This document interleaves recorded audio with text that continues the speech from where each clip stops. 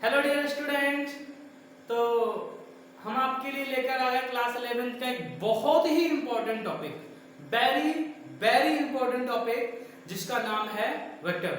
जिसे कि पिछली क्लासेस में क्लास 11th का देखा जाए तो हम लोगों ने यूनिट एंड मेजरमेंट जो मेन टॉपिक्स थे, जो कि बहुत ही इंपॉर्टेंट टॉपिक्स थे, उनको मैंने सबको लेक्चर डाल दिए हैं, एक्सप्लेन कर दिया है। और जो बचे हुए टॉपिक हैं उनको आप चाहो तो बुक से पढ़ सकते हो और आपको वो क्लियरली समझ में आ भी जाएंगे। ठीक है ना? ओके, तो स्टार्ट करते हैं वेक्टर। जैसे अभी आप जानते हो कि फिजिकल क्वांटिटी वो क्वांटिटी होती है जिनको हम लोग क्या कर पाए, मेजरमेंट कर पाए, जिनका हम लोग क्या कर पाए बच्चों, मेजरमेंट कर पाए, राइट। अच्छा, तो बेटा फिजिकल क्वांटिटी दो टाइप की होती है। फिजिकल क्वांटिटी आपकी टू टाइप्स होती है बच्चों। कौन टाइप्स होती है? Two types. एक तो होता है बच्चों स्केलर क्वांटिटी। कैसा क्वांटिटी होता है? स्केलर क्वांटिटी होता है। और दूसरा होता है आपका वेक्टर। अब हालांकि टेंसर क्वांटिटी भी होता है, बट उसके बारे में हम लोग जब मेरा अपना काम आएगा अपन वहां पे बात कर लेंगे उसके बारे में, राइट। अच्छा, अभी हम लोग बात करते हैं इसके ऊपर। स्केलर क्वांटिटी कौन सी क्वांटिटी होती है? स्केलर क्वांटिटी वो क्वांटिटी होती है, द क्वांटिटीज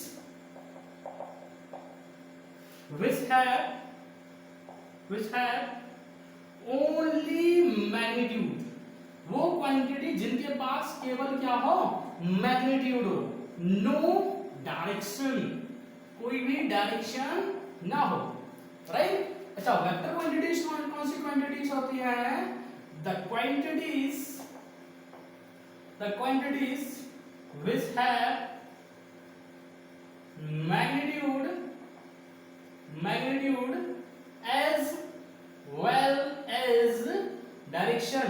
वो सारी क्वांटिटी जिनके पास मैग्नीट्यूड भी हो और डायरेक्शन भी हो, मैग्नीट्यूड भी हो और डायरेक्शन भी हो, राइट। अच्छा, एग्जांपल देख लेते हैं हम लोग। जैसे कि बच्चों आपने क्लास 9th में स्केलर क्वांटिटीज के हम लोग एग्जांपल्स की बात अगर कर रहे हैं तो जैसे वर्क, जैसे मैं कहूं कि मैंने मान लो 20 जूल वर्क किया, तो 20 जूल वर्क किस डायरेक्शन में किया, इट डज नॉट मैटर, ये मैटर नहीं करता है। जैसे मान लो और स्केलर क्वांटिटी एग्जांपल उठाए हम लोग, तो डिस्टेंस, जैसे मैंने कहा कि डिस्टेंस मैंने 10 मीटर चली, 20 मीटर चली, 50 मीटर चली, 20, 50, 70, 80 कितनी मीटर चली, बट इसमें आपको डायरेक्शन बताने की कोई भी जरूरत नहीं है। जैसे एक और एग्जांपल अगर हम लोग लें स्पीड, जैसे मैंने कहा कि मेरी इस कार की स्पीड 10 मीटर पर सेकंड है, तो अगर वो 10 मीटर पर सेकंड है तो आपसे ये कोई नहीं पूछने वाला कि आपकी कार की किस डायरेक्शन में 10 मीटर पर सेकंड है, राइट। तो स्केलर क्वांटिटी वो क्वांटिटी होती है जिनके पास मैग्नीट्यूड तो होता है। मैग्नीट्यूड मतलब क्या बच्चों? मैग्नीट्यूड मतलब वैल्यू। जैसे मैंने कहा इस बोर्ड का लेंथ 2 मीटर है, तो 2 क्या है? मैग्नीट्यूड है, इसका वैल्यू है। मीटर क्या है? यूनिट है, राइट। लेकिन अपन को मैं ये नहीं बताऊंगा वो किस डायरेक्शन में है, राइट। तो वो स्केलर क्वांटिटी हो गया, राइट। अच्छा, अब स्केलर क्वांटिटीज को आप सिंपल अलजेब्रा से ऐड और सब्ट्रैक्ट कर सकते हो। जैसे मास की बात करें तो मास इज स्केलर क्वांटिटी। मास में आपको ये नहीं बताना पड़ेगा कि मास आपका किस डायरेक्शन में 10 किलोग्राम है, राइट। तो मास कैसी क्वांटिटी है? स्केलर क्वांटिटी है, इसमें डायरेक्शन नहीं होती है। और हम लोग सिंपल अलजेब्रा से इसको जोड़ते हैं। मान लो आपके पास एक तराजू है, इसमें 5 किलोग्राम रखा और मैंने 2 किलोग्राम और रख दिया, तो टोटल कितना रखा? 7 किलोग्राम, राइट। तो आप ये सिंपल अलजेब्रा से इसको ऐड और सब्ट्रैक्ट करा सकते हो। ऐड, सब्ट्रैक्ट, मल्टीपल, डिवाइड जो भी कराना है आप सिंपल लॉ से कराते हैं, हम लोग सिंपल अलजेब्रा के लॉ से कराते हैं। बट अगर वेक्टर की बात की जाए तो वेक्टर में ऐसा बिल्कुल नहीं होता है। क्यों? क्योंकि वेक्टर में क्या होता है बच्चों? डायरेक्शन होता है। वेक्टर में क्या होता है? डायरेक्शन होता है। जैसे मैंने कहा कि मैं 10 मीटर कहां की ओर गया? ईस्ट गया। 10 मीटर में कहां की ओर गया? ईस्ट गया। और मैं 10 मीटर कहां गया? नॉर्थ गया। तो मैं आपसे पूछूं डिस्प्लेसमेंट, तो आपने क्लास 9th में पढ़ रखा होगा कि डिस्प्लेसमेंट एक वेक्टर क्वांटिटी है। डिस्प्लेसमेंट कैसी क्वांटिटी है? वेक्टर क्वांटिटी है। इसमें मैग्नीट्यूड तो होगा एज वेल एज, मैग्नीट्यूड तो होगा एज वेल एज क्या होगा बच्चों? डायरेक्शन भी होगा। क्या होगा? डायरेक्शन भी होगा। तो जैसा कि आपने क्लास 9th में पढ़ रखा होगा कि डिस्प्लेसमेंट क्या होता है? डिस्प्लेसमेंट क्या होता है? The straight line between initial position to final position, initial position से लेके फाइनल पोजीशन के बीच का जो स्ट्रेट लाइन होगा वो आपका क्या बताएगा, डिस्प्लेसमेंट बताएगा। तो दिस इज इनिशियल पोजीशन जहां से अपन स्टार्ट करा था, और ये कौन सा पोजीशन है, फाइनल पोजीशन है। तो ये जो लेंथ होगी, ये जो हाइपोटेन्यूस ट्रायंगल देख रहे हैं आप राइट एंगल ट्रायंगल में, ये आपको किसका मैग्नीट्यूड देगा, ये आपको उस डिस्प्लेसमेंट का मैग्नीट्यूड देगा। और इसका डायरेक्शन क्या है, दिस इज द डायरेक्शन बच्चों। जैसे ए बी सी की बात करें तो जो ये डायरेक्शन है ये AC है, जो ये रिजल्टेंट है, रिजल्टेंट की बात अभी मत करते हैं हम लोग, जो भी ये मैग्नीट्यूड आएगा इसमें ये डायरेक्शन है, तो इसमें डायरेक्शन को इंक्लूड कर दिया हम लोगों ने, तो ये कैसा क्वांटिटी बन गया बच्चों, ये वेक्टर क्वांटिटी बन गया। कैसा क्वांटिटी बन गया, वेक्टर क्वांटिटी बन गया, राइट। अच्छा अब हम लोग बात करते हैं रिप्रेजेंटेशन ऑफ वेक्टर के ऊपर, इस पे बात कर लेते हैं, रिप्रेजेंटेशन ऑफ वेक्टर्स। वेक्टर का रिप्रेजेंटेशन कैसे करोगे बच्चों, तो देखिए किसी भी वेक्टर क्वांटिटी पे हम लोग ऐसे करते हैं representation of vector. This is ये क्या है, ये इसका टेल है, क्या है बच्चों, टेल। ये क्या है बच्चों, ये इसका हेड है। हेड क्या बताता है, डायरेक्शन के बारे में, किसके बारे में बताता है, डायरेक्शन के बारे में बताता है। और ये जो इसका लेंथ है ये आपका मैग्नीट्यूड है, मतलब जितना बड़ा वेक्टर होगा, जितना बड़ा वेक्टर होगा उतना बड़ा वेक्टर आपको खींचना पड़ेगा। ऐसे रिप्रेजेंट करोगे आप किसी भी वेक्टर क्वांटिटी को, ऐसे तीर बना के। जो हेड है वो डायरेक्शन बताएगा, जिसकी लेंथ है वो क्या बताएगा, मैग्नीट्यूड बताएगा। क्या बताएगा बच्चों, मैग्नीट्यूड बताएगा। अच्छा अब आपके मन में क्वेश्चन आ रहा होगा, सर जैसे मान लो मुझे 100 मीटर डिस्प्लेसमेंट को बताना है, 100 मीटर, तो क्या आप 100 मीटर लंबी लाइन खींचोगे अपनी कॉपी में, आंसर है नो, ऐसा नहीं करेंगे हम लोग सिंपल सी बात है, हम लोग क्या कर लेंगे, इसको 10 पार्ट में डिवाइड कर लेंगे, 1 2 3 4 5 6 7 8 9 10। तो एक को हम लोग कितने मीटर का मान लेंगे, एक जो खाना है, जो एक खाचा है उसको हम 10 मीटर का मान लेंगे, तो टोटल लेंथ कितना हो जाएगा, 100 मीटर हो जाएगा। कितना हो जाएगा बच्चों, 100 हो जाएगा, 100, राइट। हाँ तो यहां से ये 1 2 3 4 5 6 7 8 9 10, right. This is the representation of the vector. इसमें एक बात आपको याद रखनी है कि जो इसकी लेंथ होगी वो मैग्नीट्यूड के बारे में बात करेगा, जो इसका हेड होगा वो डायरेक्शन के बारे में बात करेगा, ठीक है ना। ये हम लोगों ने वेक्टर्स पढ़ लिए। इसके एग्जांपल क्या है, जैसे फोर्स, डिस्प्लेसमेंट, वेलोसिटी और ETC, जो भी आगे आएगा हम लोग उसको देखते जाएंगे। जैसे हम लोग बात करें फोर्स, मैंने मान लो इस मार्कर पे क्या लगाया बच्चों, फोर्स लगाया, तो इट इज नेसेसरी, ये बहुत ही आवश्यक है कि आपको बताना पड़ेगा कि जो आप फोर्स लगा रहे हो वो इन विच डायरेक्शन, आप किस डायरेक्शन में फोर्स लगा रहे हो, ये आपको बताना पड़ेगा। किस क्वांटिटी में, फोर्स में। तो फोर्स में मैग्नीट्यूड है, मान लो मैंने कहा कि मैंने सपोज दैट मैंने इस बुक पे 5 न्यूटन का फोर्स लगाया, अगर मैं 5 न्यूटन का फोर्स लगा रहा हूं इसके ऊपर, तो ये भी बताना पड़ेगा कि किस डायरेक्शन में लगा रहे हैं आप। तो फोर्स में मैग्नीट्यूड भी होता है, डायरेक्शन भी होता है। ये बच्चों कैसी क्वांटिटी होती है, वेक्टर क्वांटिटी होती है। ओके बच्चों, ठीक है।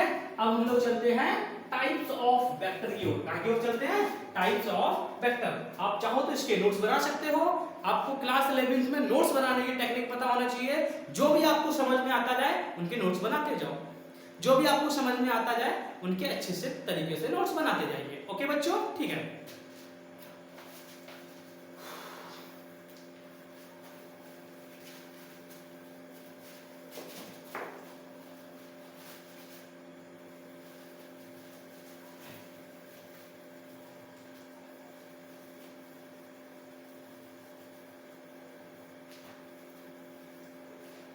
ओके, सबसे पहले बात करते हैं इक्वल वेक्टर्स। कैसा वेक्टर बच्चों, इक्वल वेक्टर्स।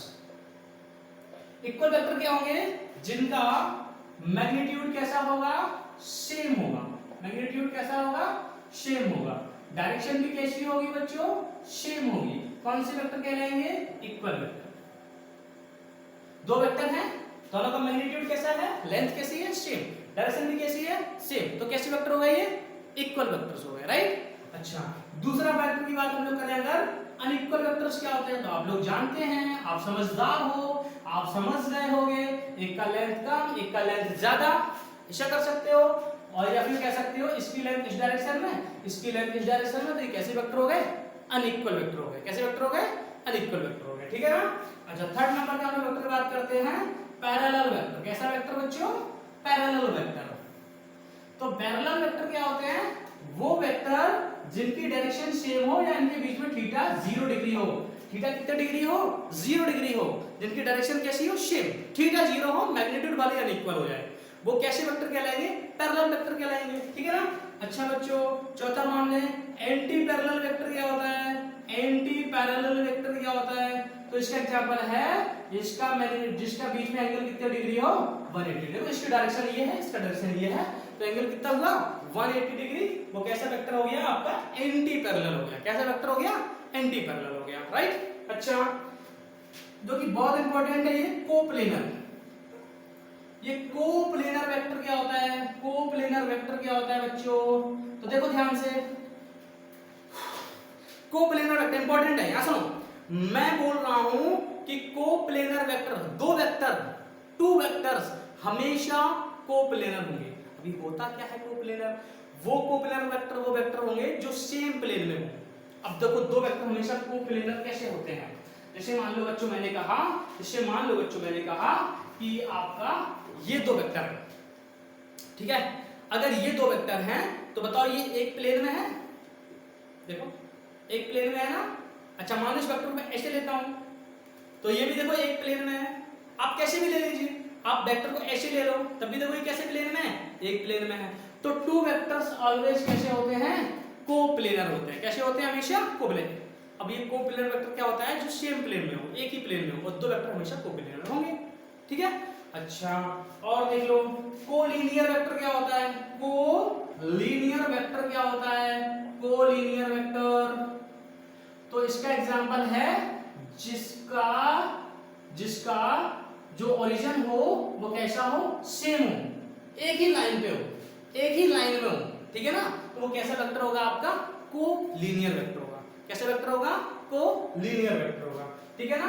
अच्छा हम लोग बात आगे कर लेते हैं, जैसे 7 नंबर का वेक्टर है जीरो वेक्टर। कौन सा वेक्टर बच्चों, जीरो वेक्टर। जीरो वेक्टर का मैग्नीट्यूड कितना होता है, जीरो वेक्टर का नाम से दिख रहा होगा, जीरो वेक्टर का मैग्नीट्यूड होता है बच्चों जीरो। इसका मैग्नीट्यूड कितना होता है, जीरो। और इसका डायरेक्शन क्या होता है, इसका डायरेक्शन क्या होता है, इसका डायरेक्शन होता है आर्बिट्ररी। जो भी आपको डायरेक्शन माननी हो आप वो डायरेक्शन मान सकते हो। जीरो का क्या डायरेक्शन होगा, जीरो वेक्टर वो आर्बिट्ररी डायरेक्शन है इसका, कुछ भी मान सकते हो। मैग्नीट्यूड कितना होता है इसका, जीरो होता है। मैग्नीट्यूड कितना होता है बच्चों, जीरो मैग्नीट्यूड होता है, राइट। ओके तो अब हम लोग चलते हैं एक बहुत ही अच्छा, ये क्यों है, जब उसकी डायरेक्शन कोई भी मान लो मैग्नीट्यूड जीरो है तो वेक्टर क्यों एग्जिस्ट करता है, तो उसका आंसर है, जैसे मान लो सपोज दैट ये देखो, मान लो मैंने मार्कर लिया, मैं यहां गया वापस उसी पोजीशन पे आ गया, बताओ डिस्प्लेसमेंट कितना होगा, मुझे पता है आपको आंसर आ गया, आपका आंसर है जीरो। डिस्प्लेसमेंट कितना है, जीरो। अब डिस्प्लेसमेंट कैसी क्वांटिटी है, वेक्टर, तो इसका मैग्नीट्यूड कितना है, जीरो। इस वजह से हम लोग को जीरो वेक्टर फिजिक्स में सोचना पड़ा, समझना पड़ा, लिखना पड़ा, ओके।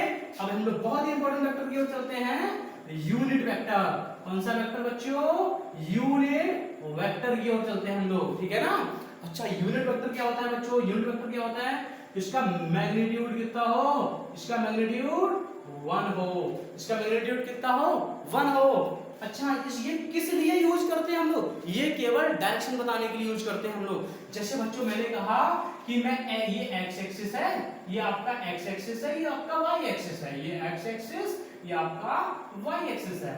मान लो मैंने कहा कि मैं 1 मीटर कहां की ओर गया, एक्स एक्सिस गया, तो आप इसको किसी में भी मल्टीप्लाई कर दोगे तो 1 इंटू कोई भी नंबर होगा नंबर कैसा रहने वाला है, शेप। नंबर कैसा रहने वाला है, शेप। लेकिन उसमें क्या इंक्लूड हो जाएगा, डायरेक्शन इंक्लूड हो जाएगा।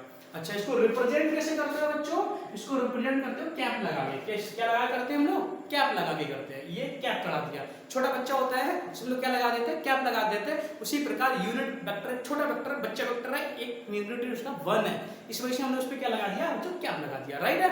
अच्छा इसको हम लोग क्या लिखते हैं, A vector upon full vector upon modulus of the vector. आप जानते हैं कि किसी भी क्वांटिटी में आप मॉडुलस लगाओगे, जैसे मान लो एग्जांपल देता हूं मैं आपको कि मान लो कोई वेक्टर है 5 मीटर ईस्ट, ठीक है। अब नीचे लगा है मॉडुलस, तो इसका मतलब क्या हुआ, केवल 5 मीटर खत्म हो गया, केवल क्या बचा, ईस्ट बचा।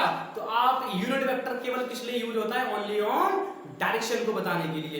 ये हुआ वेक्टर के ऊपर बेसिक सा लेक्चर, ये आप समझ लीजिए, लिख लीजिए, नोट्स बना लीजिए, और आगे आने वाले लेक्चर हम लोग वेक्टर के और अच्छे इंपॉर्टेंट टॉपिक को डिस्कस करेंगे, जो कि बहुत इंपॉर्टेंट होगी आपकी क्लास 11th की फिजिक्स की स्टडी के लिए। थैंक यू बच्चों।